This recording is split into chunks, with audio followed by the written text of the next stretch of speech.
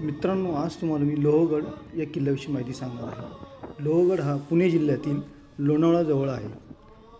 भाजे आणि भेडसे ही बुद्धकालीन लेणी ज्या काळी निर्माण झाली त्याही पूर्वी म्हणजे इसवी सन 2000 वर्षापूर्वी या किल्ल्याची निर्मिती झालेली असावी असे अनुमान निघते.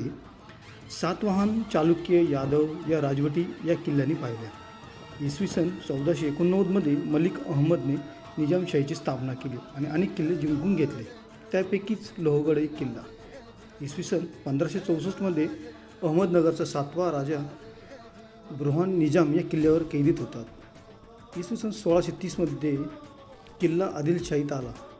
1657मध्ये शिवाजी महाराजांनी कल्याण आणि भिवंडी परिसर जिंकून घेतला आणि लोहगड, विसापूर हा सर्व परिसरसुद्धा स्वराज्यात सामील करून घेतला.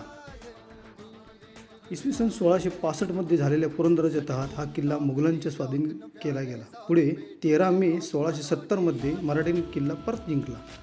पहिल्या सुरत लुटीच्या वेळेस आणलेली संपत्ती नेताजी पालकरांनी लोहगडावर आणून ठेवली. 1713मध्ये शाहू महाराजांनी कुपवंत होऊन लोहगड कान्होजी आग्रे यास दिला. लोहगडावरील पाहण्यासारखी ठिकाणे म्हणजे गणेश दरवाजा, नारायण दरवाजा आणि हनुमान दरवाजा आहे.